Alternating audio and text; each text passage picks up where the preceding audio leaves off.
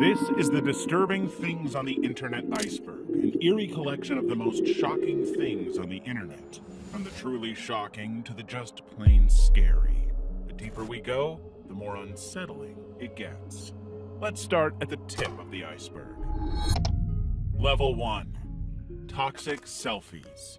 Near the Siberian city of Novosibirsk in Russia, there's a beautiful, picturesque tropical lake nicknamed Siberian Maldives, after the popular tropical island in the Indian Ocean. Like the Maldives, this lake has beautiful turquoise waters that were the perfect backdrop for selfies. And beginning in June 2019, bikini-clad models, paddle boarders, and romantic couples rushed to the lake to get shot at the gorgeous turquoise lake, posing like they were at a holiday paradise. Some even got in, which wouldn't have been a problem if this lake was like the one in the Maldives. But the only similarity between the two lakes was in the photos. The reason this lake was blue and its very existence was all down to an energy plant run by the Siberian Generating Company. The company had created the artificial lake as an ash disposal site. They didn't expect the toxic waste in the ash to turn into that extraordinary shade of blue. Like that wasn't weird enough, the toxic lake had also become a tourist attraction. While SGK assured the public that the lake was neither toxic nor radioactive, they were also clear that it wasn't safe to get into either. Apart from allergic reactions and chemical burns from contact with the water, the bottom of the lake is also very muddy and people could get trapped. The company even hired guards to keep people away. Yet, these warnings got even more people determined to get their shots in the toxic paradise. One man had an allergic reaction to the water, and clearly they didn't mind one bit. What was more important was to wow their followers and get those likes. Unwind with the Sweeties. Unwind with the Sweeties was a weekly television show that aired on a public broadcast in the Los Angeles area in 1991, featuring Mr. and Mrs. Sweetie, an older man in a gray wig and his wife in a brown wig, wearing masks and glasses while sporting buck teeth. The show was very laid back, and the Sweeties would mostly sing and chat on lifestyle topics and personal experiences while making off-color jokes.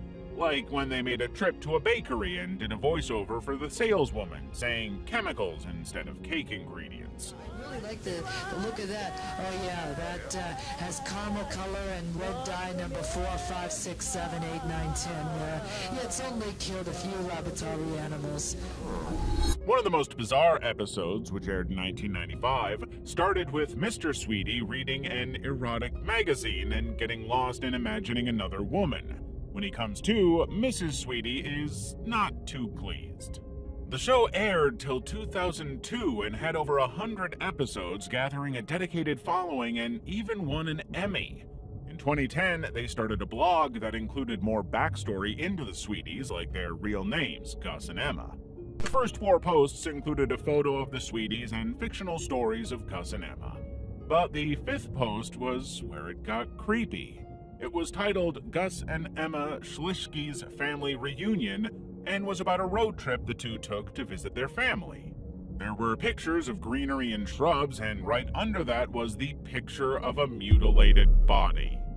After a while, the graphic blog post was removed, followed by the others. To this day, no one knows why the posts were deleted. The graphic photo was later identified as an album cover for the undercover band Cretin.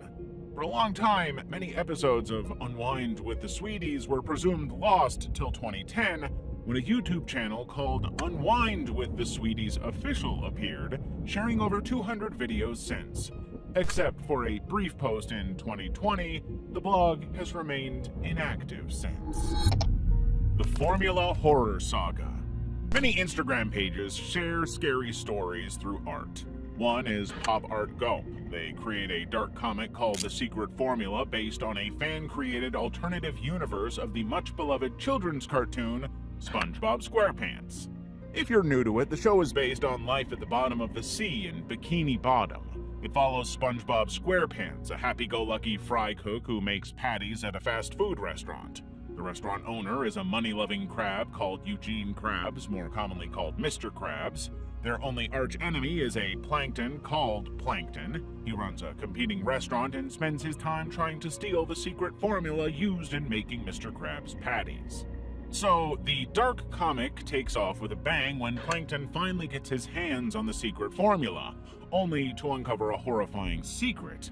Mr. Krabs made the patties for his underwater customers from sea animals like sponges, planktons, crabs, tunas, anchovies, and even the slime from SpongeBob's beloved pet snail, Gary. As he makes this discovery, Plankton is confronted by a monstrous-looking Mr. Krabs who tries to take him out, but Plankton narrowly escapes. He rushes to SpongeBob's home to find the fry cook. Instead, he found the smashed body of SpongeBob's pet, Gary. Mr. Krabs had killed the snail for its slime. As for SpongeBob, he had already been abducted by Mr. Krabs. When Plankton tracks SpongeBob down, the former fry cook has been chained for weeks and is now withered and mutilated. Mr. Krabs had been harvesting his flesh to make the patties. SpongeBob was in horrible pain and begged Plankton to put him out of his misery. The tearful Plankton reluctantly ended the yellow sponge's life. Mr. Krabs had seen it all happen. After taunting Plankton through the radio, he trapped Plankton with SpongeBob's corpse and continued running to his everyday life, killing and making patties. Mr. Krabs didn't expect anyone to go looking for Plankton, but his wife Karen did. By then, Plankton was in terrible shape. Toxins Mr. Krabs had put in SpongeBob leaked out and made Plankton lose his arms and legs. Karen got to work and gave Plankton robotic arms and legs. Plankton was now on a mission to stop Mr. Krabs' reign of terror. Wearing a human-sized robotic suit, he hunted Mr. Krabs down and brutally ended him. But the people of Bikini Bottom didn't know of Mr. Krabs' heinous crimes, and when they heard of Mr. Krabs and SpongeBob's deaths, they assumed Plankton was taking out his competition, and he became the suspect. While Plankton and Karen are forced to go underground, Karen leaked all the footage she had gathered of Mr. Krabs' crimes online to clear their names. The comic ended on a sad note as Plankton saw his former enemy with his pet one last time before they disappeared. Level 2. Trace an Object Website. In 2017, the European Union Agency for Law Enforcement Cooperation, commonly known as Europol, launched a crowdsourcing campaign called Trace an Object. Blurry images of objects were uploaded to a website for the public to look at and identify them if they could. These objects could be anything from clothing to a nylon bag, and tracing them to a location could make all the difference. What made identifying them so important was that the zoomed objects were all taken from the background of an image with explicit material involving minors. Some had been abducted, or even worse. Most times, the images on the website represented a last resort. Authorities have exhausted every other lead on the case. Thousands of online sleuths worldwide have swooped to the site and looked through thousands of images. There's even a Reddit group with over 100,000 members where images taken from the Europol Trace an Object website are posted so users can share notes and brainstorm as they identify and trace them. These objects have often been traced successfully and helped generate leads from minute details like brands, models, shops, and logos. The image of a partial flyer was uploaded in 2019. Online sleuths noticed several Spanish or Portuguese words written on it and were convinced it was a flyer advertising a home delivery service. They also got a phone number and the word King. With all that information, they concluded that the flyer was for the food franchise Burger King. In 2019, Mexico had the largest number of Burger King restaurants in Latin America, so the search started there.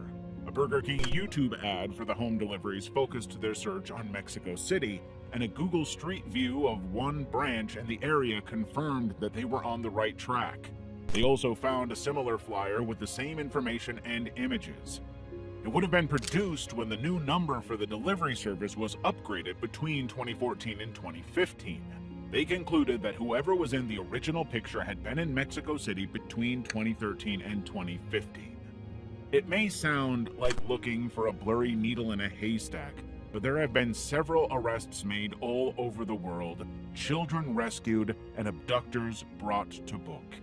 Yet even with all these wins, lingering images on the Trace an Object website are a chilling reminder of the children who might never be found. Silk Road Darknet website.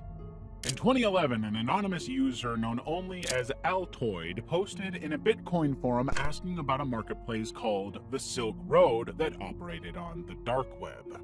The user added that everything was utterly anonymous, even payments were made with Bitcoin. It was the first of its kind.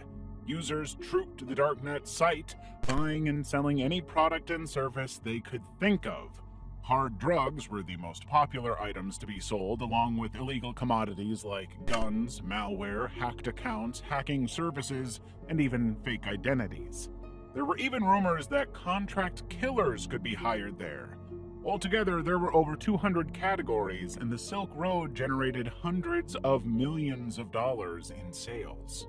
For 2 years, federal law enforcement, including the FBI, had been looking for the creator of the illegal site. They had hacked into accounts and bought drugs undercover, but they still had no leads. In 2013, Gary Alford, a special agent with the Internal Revenue Service, was assigned to the case. By searching for the Silk Road's URL on Google, he uncovered the first time the Silk Web was mentioned before it went mainstream. The post by the anonymous user Altoid on the Bitcoin forum. When he searched the Altoid profile, he found a post some months. Altoid knew of a job opening and advised interested people to email rossalbright@gmail.com. This was the first time the name Ross Albright had come up in the investigation, and the more the FBI looked into him, the more convinced they were that he was their guy. After Albright got arrested and his laptop was seized, they found enough evidence to prove that he was the creator of the Silk Web. Ironically, Albright had made the first online post about the darknet site to try and drum up attention to the site. He had no idea that was what would take him down. In 2013, the site was shut down and more than 144,000 bitcoins were seized. Albright was sentenced to life in prison for drug trafficking, computer hacking, and money laundering before President Trump pardoned him in January 2025. But Albright's time in jail did little to close the Pandora's box he had opened. Since 2013, dozens of darknet marketplaces have cropped up. As fast as authorities rush to take them down, more take their place. Anna Moskvich, Refbach. Refbach was the YouTube channel for an infamous Russian woman called Anna Moskvich. She started her channel in 2008, and in 3 years, she had uploaded 24,000 videos, averaging 17 videos uploaded daily. These featured Anna doing strange interpretive dances in the forest, sometimes dressed shabbily, other times completely naked. In other videos, she wears heavy eye makeup and screams angrily into the camera in an unintelligible mix of rapidly spoken English and Russian. The little that has been able to be made out of her running commentary is that the Russian government is after her. Other times, she talks about UFOs, Scientology, terrorism, and zombies. She even made a post saying that the police sent Islamists. Many people believe that she is suffering from paranoid schizophrenia because she claims to talk to aliens, but Anna's husband, Maxim Belov, backs up her stories. He is also a YouTuber, and his channel is filled with videos of her. Like her, he posts multiple videos daily, but not as much. In the descriptions, Maxim writes about Anna being abused and forced to undergo treatment. This has led some to suggest that the couple is suffering from shared delusions. But there are whispers that Anna has not always been this way, and she acted quite normally in her very first video. One Reddit user even found a woman also named Anna Moskvich who was a dancer up until 2008, just before Anna started posting her videos, making them believe that something must have triggered a change in her, but no one really knows. In 2018, she was forced to take medications by the court, something her husband is against. Over the years, Anna has created many YouTube channels, which YouTube has removed for multiple violations. Her current channel is called You Don't Know You Know, You Know You Don't, and has more than 97,000 videos. Anna is still actively making more. Michaela Witter. It was August 8th, 2023, and TikToker Michaela Witter was headed to a Barnes & Noble store in Burbank, California as part of a 100 solo dates idea vlog. So far, Michaela had bought a Starbucks, walked around, and browsed some shelves. When she noticed a man following her around and placed her phone on a shelf with the back camera facing her to capture anything weird, he said. At first, he seemed to be doing the same thing Michaela was, looking for a book. Then things got weird. He crawled up behind her and seemingly sniffed her butt. Michaela didn't notice what had just happened, and the man walked off and did the same thing to another woman. After that, he returned to Michaela and stooped down for another sniff, but he wasn't lucky this time. When a startled Michaela asked him what he was doing behind her, he claimed he was tying his shoelaces and even tried to turn the question back on her. But Michaela didn't buy any of it. After looking through the video and seeing what he was doing, Michaela reported him at the front desk. After she shared the disturbing video, more than 20 other women identified him and said he had done the same thing to them. Some even posted videos. Michaela later reported to the police, and 2 days later, 37-year-old Khalees Crowder was behind bars. It turned out he had a lengthy rap sheet dating back to 2005 from robbery and burglary convictions to offenses like indecent exposure. Former Lakers star Robbie Horry revealed on Twitter that Khalees had stalked his 14-year-old daughter 10 years earlier and ended up in jail. In fact, just 2 days before his brush with Michaela, Khalees had been caught peeping into a home. Khalees was sentenced to 2 months in jail for the butt-sniffing incident, but was released within days because the jail was overcrowded. He was supposed to register himself as a sex offender, but didn't. That move got Khalees arrested again and back behind bars. Hopefully he stays there this time. Toots Honeychurch. Since 2010, several people have received emails from a Toots Honeychurch. Some of the emails were filled with a bizarre mix of strange symbols, odd phrases, and random images of people. Others talked about conspiracy theories linked to celebrities like Simone Kulcher and Donald Trump. There were attached documents with hundreds of pages of these stories. Those who got these emails reported them as spam and didn't think much of it. But over the years, more and more people across the world disclosed they were receiving these bizarre emails. No one knew who they were from or what the emails were talking about. There used to be a TikTok account with the same name, and like the email, it was filled with weird or rambling content, but there were a few posts where Honeychurch boasted about having access to government emails. Those who have searched for the name Toots Honeychurch online will find a woman who was a Democratic candidate for Hawaii who lost in the 2016 election. While it looks far-fetched that she was linked to the spam emails, one of the images in the email sent out has the government ID of the same woman. She also has a website where she admits to sending these emails since as far back as 2008. As for why she's doing all of this, there are no answers. There are rumors that it is either a spam bot or she has mental issues, but there are still no definite answers. Level 3. Robert the Doll. At the East Mateo Museum in Key West, Florida, there's a 117-year-old doll on display named Robert. He is 40 inches tall, he has his own teddy, and he is a very popular tourist attraction. That's because Robert isn't your run-of-the-mill doll. Some believe he is haunted. Decades before Robert debuted at the museum, he belonged to Robert Eugene Otto, a prominent Key West family member. There are different stories about how the doll came into Gene's possession. A girl gave it to him on his birthday, either as voodoo because he did something to her, a maid gave it to him, but the most widely accepted story is that Gene's grandfather bought the doll on a trip to Germany as a gift to Gene for his birthday. Which adds up because a German stuffed toy company called the Steiff Company had made it. Regardless of how it came into his hands, Gene loved the doll. His full name was Robert Eugene Otto, and he named the doll after himself. Before long, he was known only as Gene. Gene's relationship with the doll blossomed. He built the doll its room in the attic, complete with furniture and toys, even its own teddy bear, and even dressed it in his childhood clothes. He took Robert everywhere. But when odd things happened in the home, Gene blamed Robert. At first, his parents didn't think much of it and chalked everything up to Robert's active imagination. Then, visitors to the home began telling them that they noticed Robert's expression changing anytime they said something negative about Gene. Nonetheless, Robert remained a part of the family well into adulthood. Gene left to study art in New York and Paris, where he married Annette Parker. The pair returned to his stately family home, and Robert was right there to welcome him. Annette did not like having the doll around, and Gene moved him to a painting room upstairs.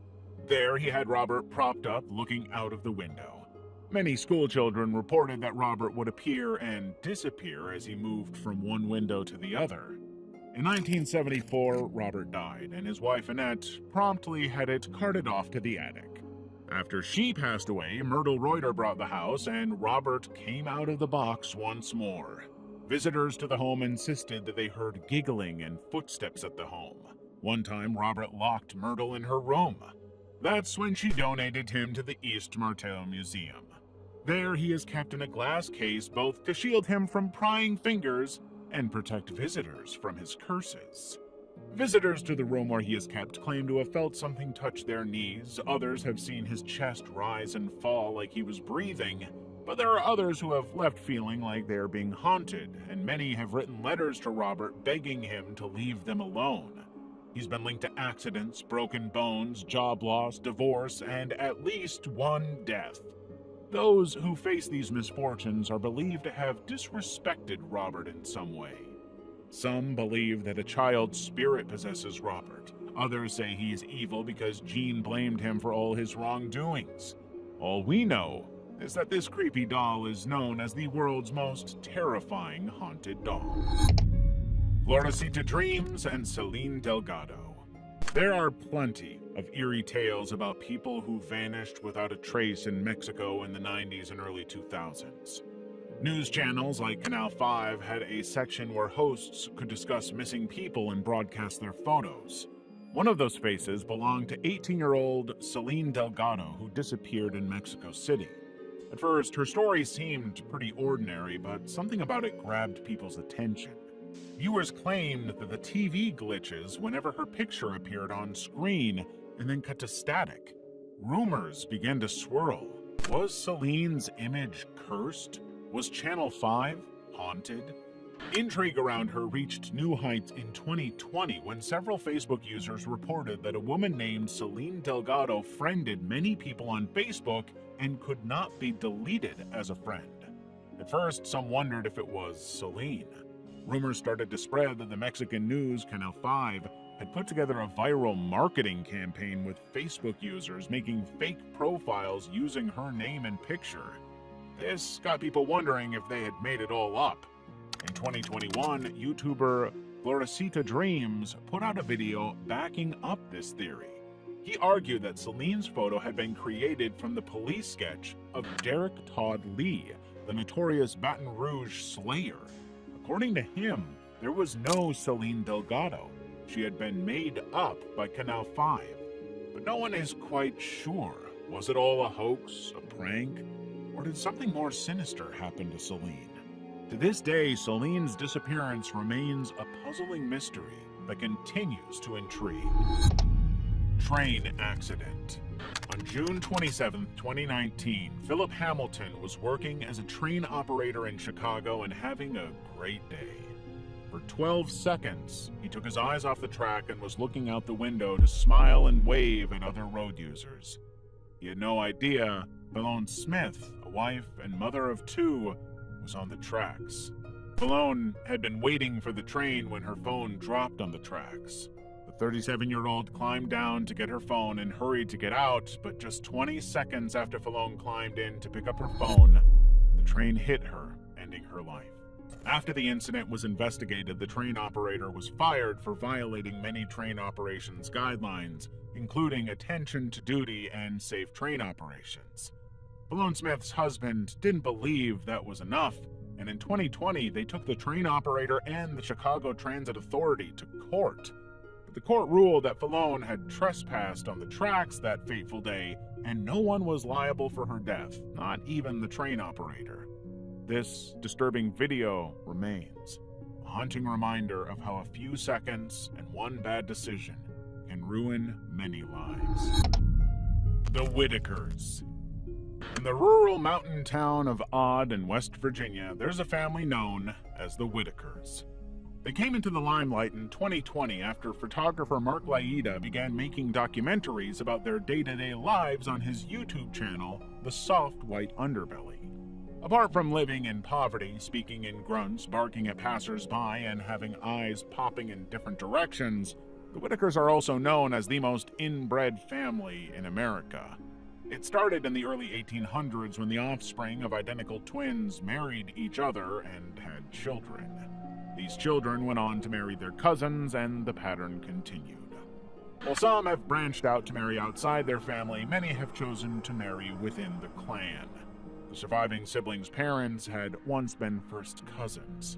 This inbreeding meant many of them suffered from severe disabilities. Despite this, neighbors in the region were very protective of the family. Their antics soon made them a popular household name. The Tia set up a GoFundMe for the family and raised just under $50,000.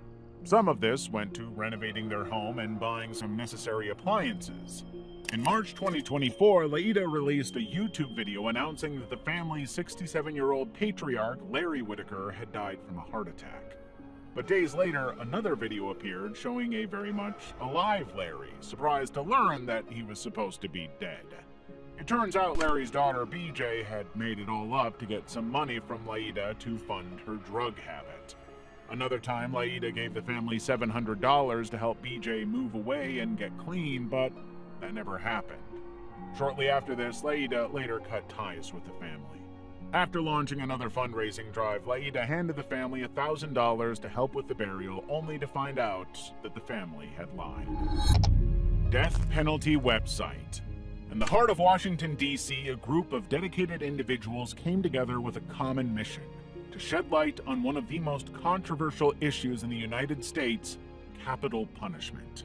In 1990, they founded the Death Penalty Information Center, DPI. While the organization has never taken a formal stance for or against the death penalty, they are critical of its administration through studies shared on the death penalty. They release yearly reports that cover trends, costs, and racial issues. DPI also keeps track of botched executions, cases where the process went wrong. These stories of pain and suffering raise questions about the effectiveness of the methods used in carrying out capital punishment. One major highlight of the DPI is the innocence list. It's a documented list of unfortunate people who have been wrongfully sentenced to death and exonerated. This list really drives home the serious risks of the death penalty and how final things can get when the judicial system messes up. SNCH Haunting. SNCH is a YouTube channel with 37 10 to 30 second clips that caught people's attention, and not in a good way. Launched in 2015, the channel features three friends, Tyler, Mason, and David, who film their hangouts, but things often take a creepy turn. The videos are split into two playlists, SSNCHH and TG1FYM8 equals. In the first playlist, we see the guys having fun, but weird stuff happens, like a baby monitor going haywire and strange noises popping up. The second playlist shows them a year later still dealing with odd occurrences, like an abandoned baby bottle hinting at a connection to their earlier adventures.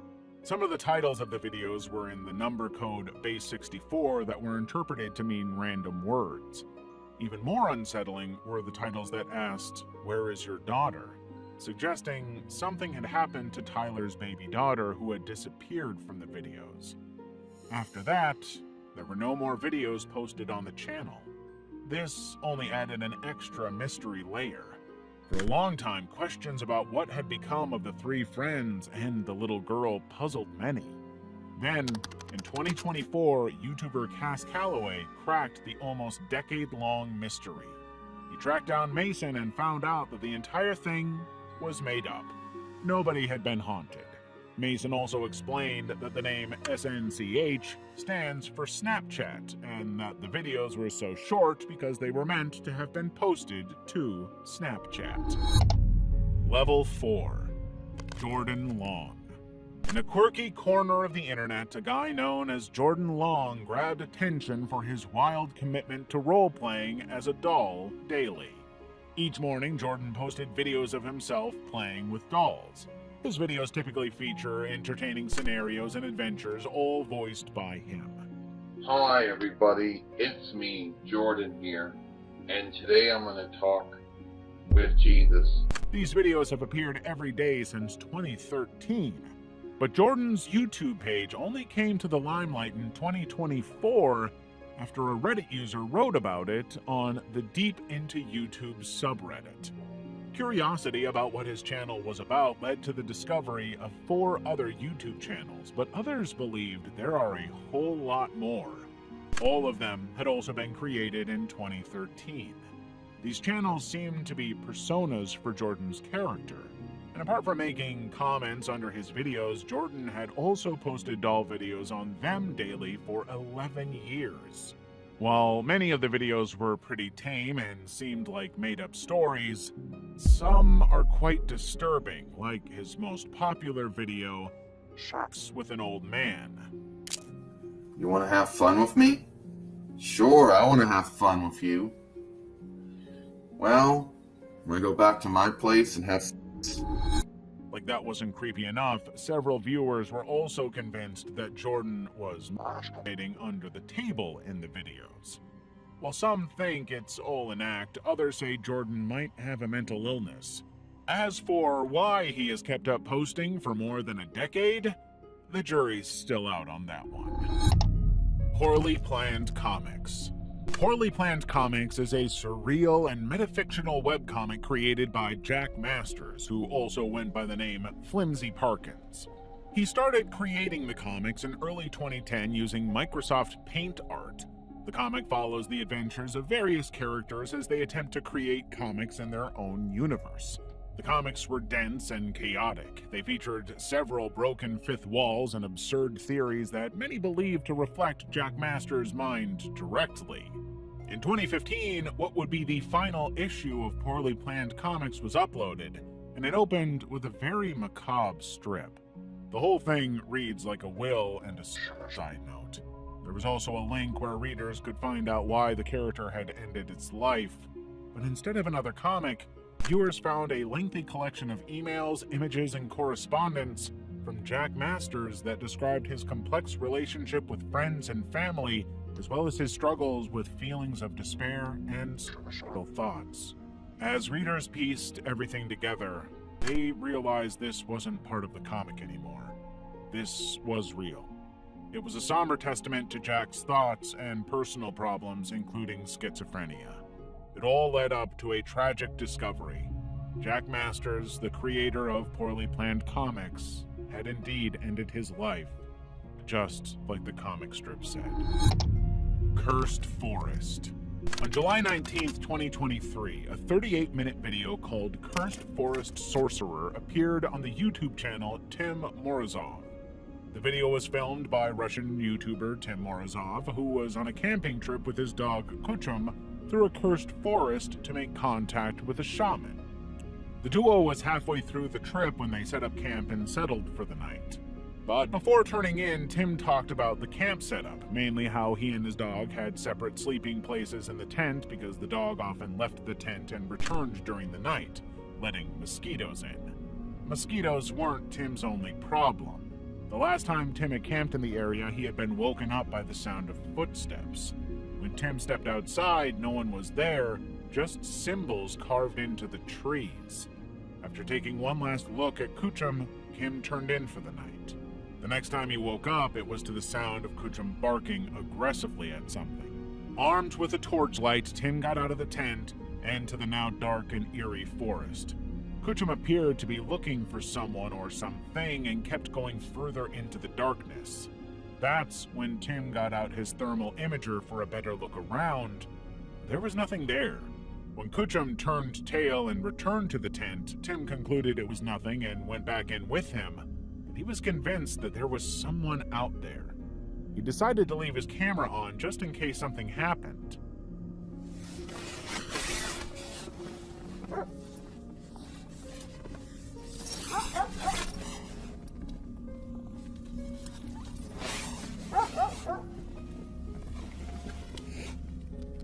Not long after, Kuchum was heard barking again outside the tent. But when Tim came out, there was no sign of anyone, not even Kuchum. For the next 2 hours and into the next day, Tim called for Kuchum to no avail. By morning, there was still no sign of the dog. Tim spent another night camped in the wilderness.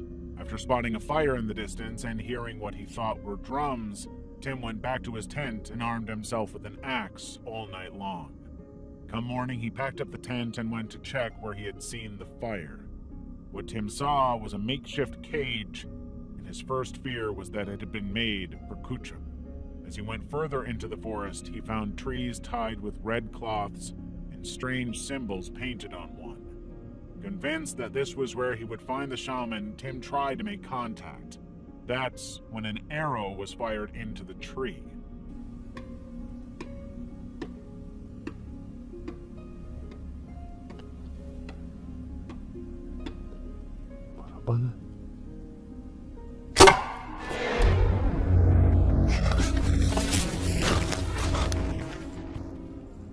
As Tim tried to hide, more arrows were fired.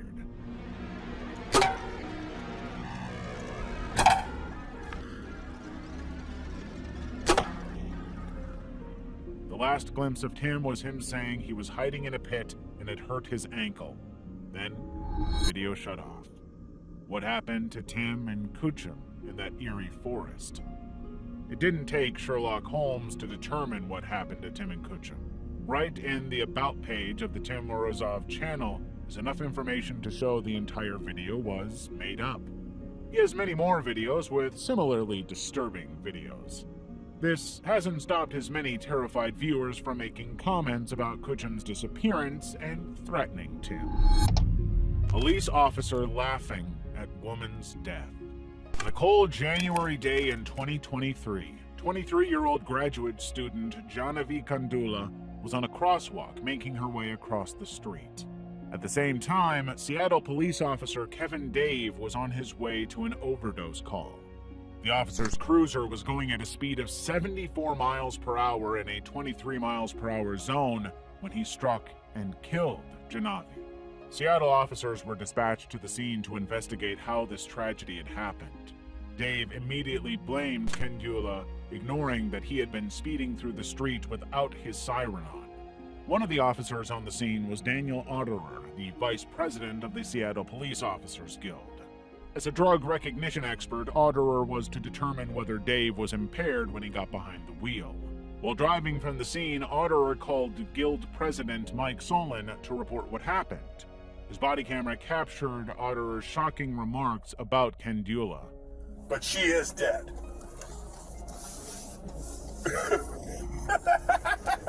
He callously remarked that she was a regular person and that the city should merely write a check of $11,000. He also suggested that Kandula's life had limited value. Oh, it's a regular person. Yeah, just write a check. Yeah, $11,000. She was 26 anyway. She had limited value. The recording of Otterer's laugh and vile remarks spread across social media, and the community was outraged. Otterer defended himself. He released a statement claiming he had made the statement to mock city attorneys who paid out checks to minimize liability, but nobody was buying any of it. Within days, he was terminated from the Seattle police force.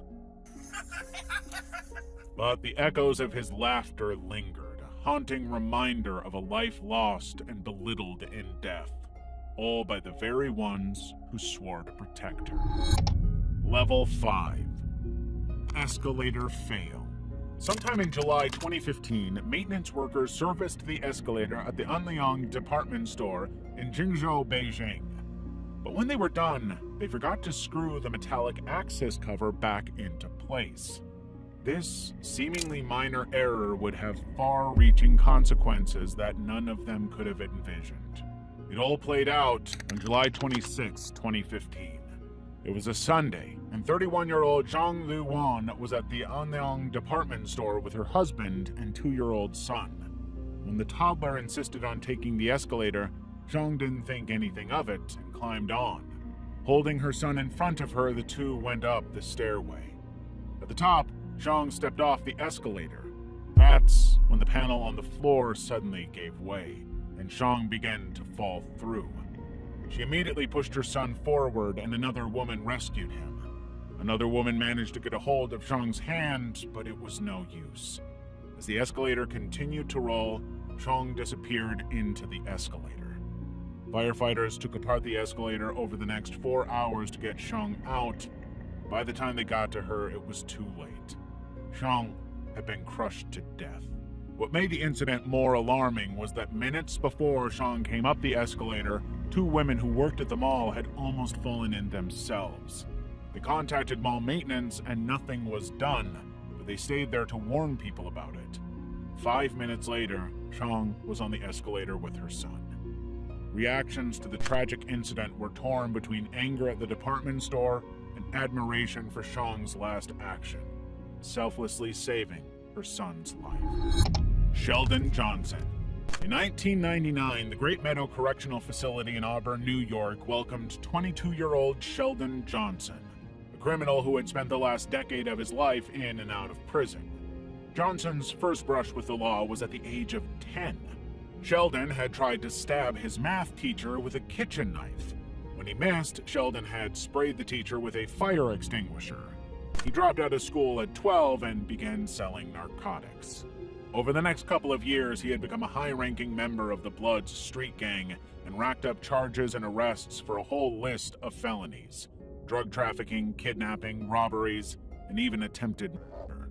In 1999, Johnson was given a 50-year sentence for his crimes. He would not be eligible for parole for the next 41 years.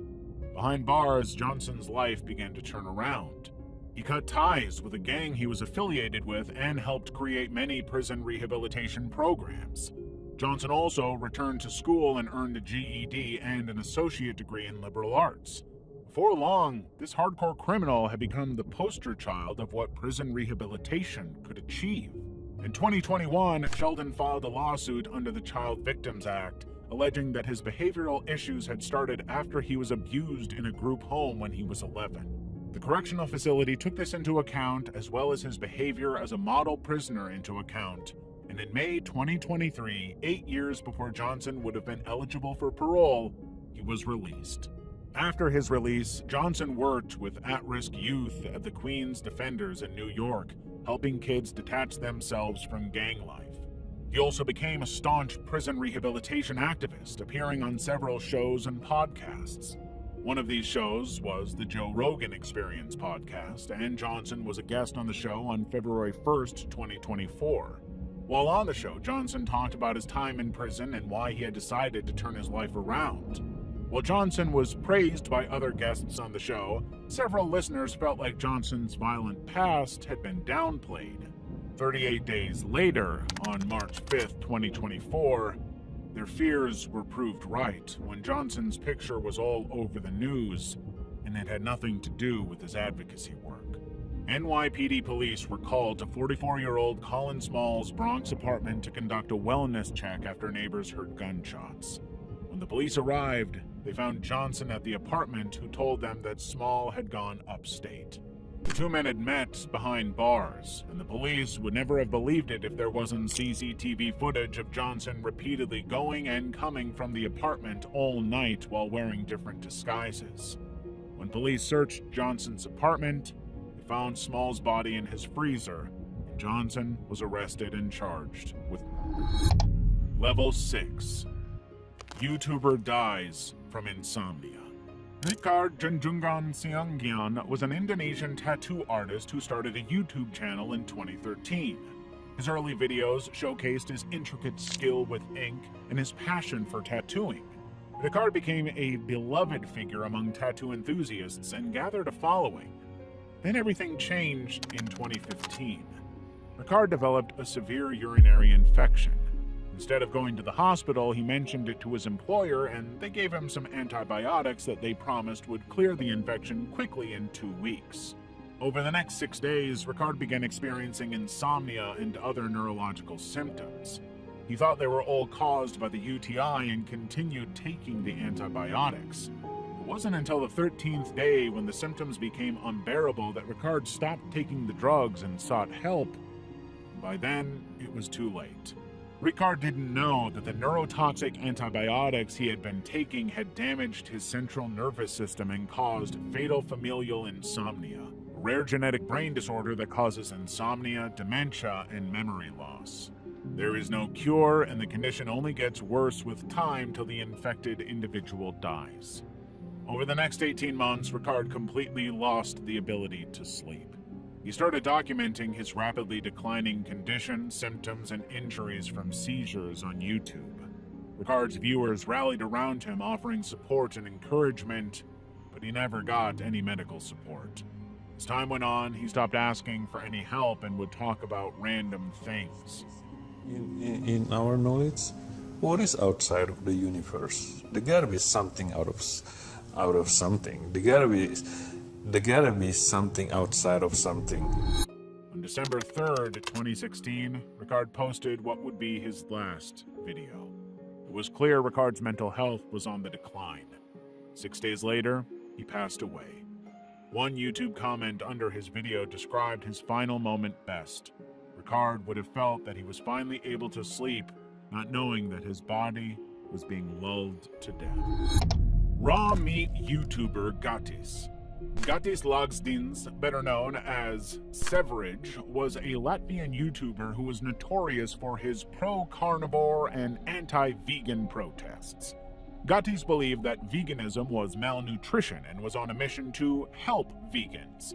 This help came in the form of eating raw meat at vegan gatherings.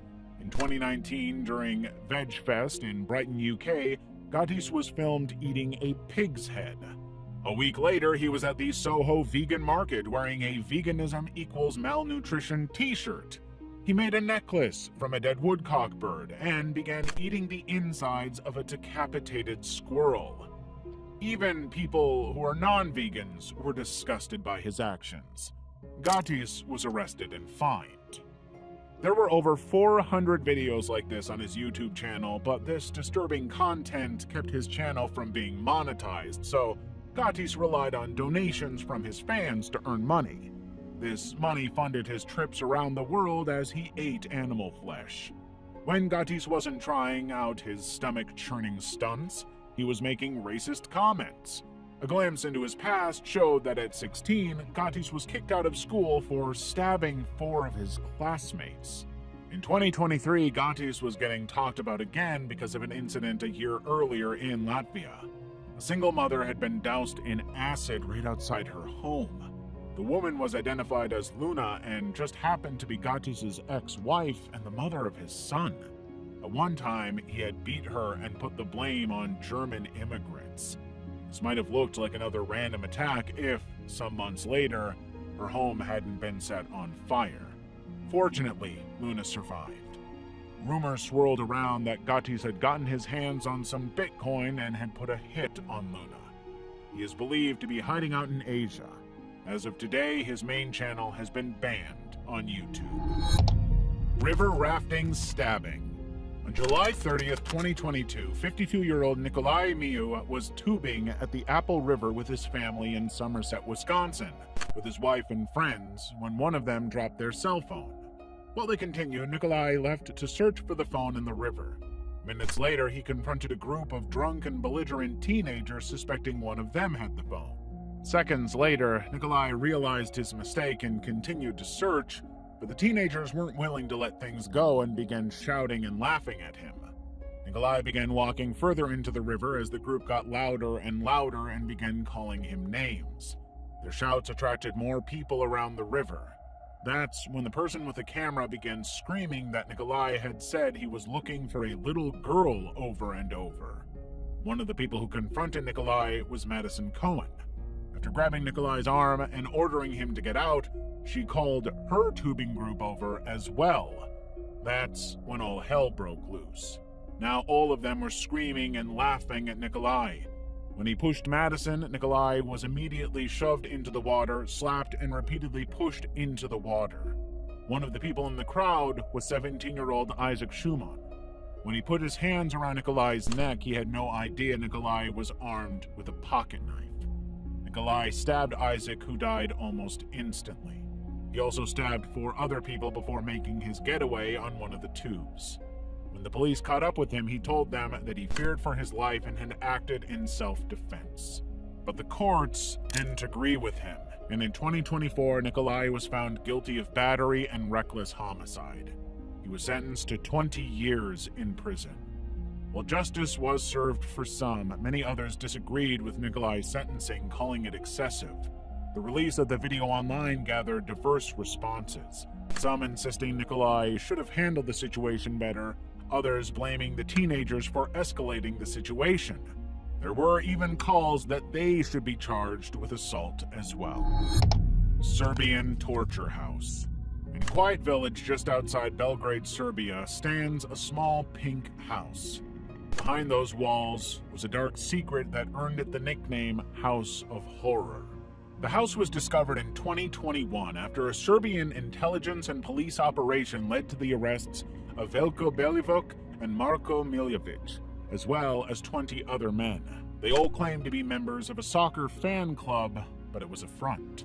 What they really were was a crime syndicate connected to kidnappings, murders, extortion, and drug dealing. The group shared photos, videos, and texts of their exploits on an encrypted messaging app called Sky ECC, convinced that their secrets were safe. Little did they know, police from Belgium, the Netherlands, and France had cracked the code. They uncovered a mountain of evidence against them, like pictures of them posing with bodies and severed body parts. When police went to Veljko's pink house, they found weapons and explosives and discovered rooms where people were tortured. In a hidden room, they made a macabre discovery, an industrial meat grinder wrapped in thick plastic foil. At first, no one could understand why such a machine was there, till they found human DNA was in it. The police quickly concluded that the machine had been used to dispose of the bodies of their victims. After that, the bodies were loaded into bags and thrown into a nearby river, never to be seen again.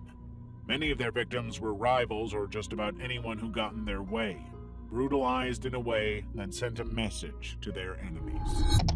Human meat fajitas. In 2018, an anonymous Reddit user known only as Incredibly Shiny Shart shared a video that was equal parts fascinating and bizarre in an Ask Me Anything forum. It all started after he had a motorcycle accident that left his foot in pretty bad shape. While the foot was salvaged, Incredibly Shiny Shart was told that he would never walk with it again, so he opted to have the limb amputated. He had just one question for the doctors: could he keep it? He could. So after the operation, he signed some papers and left the hospital with his foot in tow. 3 weeks later, the question about why he had kept the foot was answered. Incredibly Shiny Shart and 11 of his friends had gathered around for a very special brunch. The spread included apple strudel, quiche, fruit tarts, chocolate cake, and mimosas. But what made the meal really special was the main dish: tacos stuffed with sautéed onions, bell pepper, and flesh from the tibialis anterior of his amputated foot, served on corn tortillas topped with a zesty tomatillo sauce. Incredibly Shiny Shart and his friends dug into taco foot and were pleasantly surprised to find that it tasted rich and beefy, like a fancy cut of pork or venison. Only one friend couldn't stomach Incredibly Shiny Shart's foot tacos. The response to Incredibly Shiny Shart's story was a mixed bag of horror and mild interest. As for him, he believed that putting his foot in his mouth was his own way of turning an otherwise traumatic experience into a celebratory meal of tacos with friends. After the meal, he cremated the remaining part of his leg, keeping the ashes as a quirky memento of his journey. Level 7. Family over a video game character. In the early hours of September 13th, 2024, neighbors in a block of flats in Luton, England, called 911 after hearing screams and gunshots from the apartment where the Prosper family lived. When the police showed up at the flat and found the bodies of 3 members of the Prosper family, Juliana Prosper and 2 of her teenage children, Giselle and Kyle, all 3 had been murdered by the eldest son, Nicholas Prosper, and it was all down to the video game from the American series The Walking Dead. At 18 years old, Nicholas was the eldest of the 3 Prosper children. He had a disturbing internet footprint, defending serial killers, arguing about the age of consent, and showing a deep hatred for women. Nicholas also loved watching videos in the Watch People Die subreddit and would make inappropriate jokes and troll. Most times he ended up getting kicked off these platforms, but like a bad rash, he kept trying to return. However, Nicholas's biggest obsession was Clementine, a character from the Walking Dead game. Nicholas was so taken with her that he fantasized about going into the game world and taking over Clementine's body. In Nicholas's mind, she was real, and he would make angry comments under gameplay videos where she wasn't treated how he wanted. Nicholas decided to share his love for the game with his family, especially his junior sister Giselle. While playing the game, Giselle made some choices that Nicholas didn't like, such as killing other characters while Clementine watched. Nicholas was so angry about what his sister had done to this fictional game character that he began to hate her and the rest of the family. It all came to a head on September 12, 2024. After getting a shotgun, Nicholas set up his webcam and announced that he was going to kill his sister because of the game. On June 30th, my sister decided to make unique choices in episode 1 of season 1 of The Walking Dead games, and for that her face will be mutilated further than necessary. Nicholas ended his rant declaring that he had been chosen by Clementine to defend her from those who wished to harm her. Less than a day later, he shot and killed his mother, brother, and sister. After his arrest, police uncovered evidence that the murder of his family had only been the first part of his plan. Fortunately, he was stopped before he could do any more damage. I Survived, Mary Vincent story. Today, Mary Vincent is an artist and victim's advocate, but back in 1978, she was a 15-year-old girl whose parents were going through a divorce. Because of the tension at home, Mary had lived briefly on the streets before hitchhiking from her parents' home in Las Vegas to her grandfather's home in California. But after some weeks there, Mary became homesick and decided to hitchhike back home. She stuck out her thumb, and 50-year-old Lawrence Singleton pulled over to give her a ride. Mary thought luck was on her side till Lawrence started driving the wrong way. When she tried to get out of the car, he knocked her unconscious. When Mary came to, Lawrence had tied her up. He proceeded to assault her, then cut off her arm. Thinking she was dead, Lawrence threw her body down a 30-foot cliff. He drove off thinking he had gotten away with it, but he had no idea Mary had survived the fall. Despite her stumps, Mary managed to climb back up the cliff. After dipping her stumps in mud, she held them up to slow the bleeding and began walking. Mary had gone 3 miles before a couple pulled over and helped her get to the hospital. When police showed up at the hospital, Mary chose not to sleep and instead helped them get a composite sketch of Lawrence. One of his neighbors identified him, and Lawrence was arrested. Mary also testified at his trial. Lawrence was sentenced to 14 years behind bars, but after serving just 8 years and 4 months behind bars, he was released on parole for good behavior. This would turn out to be a fateful decision. Over the next few years, Lawrence was in and out of jail for various thefts. Then in 1997, 10 years after his release, Lawrence attacked Roxanne Hayes, a mother of 3. Unfortunately, she didn't get away. To ensure Lawrence didn't get off this time, Mary once again testified at his trial. This time, Lawrence was sentenced to death for the murder. He died on death row. There was another good thing that came from this. California passed the Singleton Bill, which prevents offenders who committed a crime involving torture from getting early release. As for Mary, she began using prosthetic arms, went to university, and started an acting career. Even with her remarkable bravery that fateful day, Mary had deliberately chosen to stay out of the spotlight.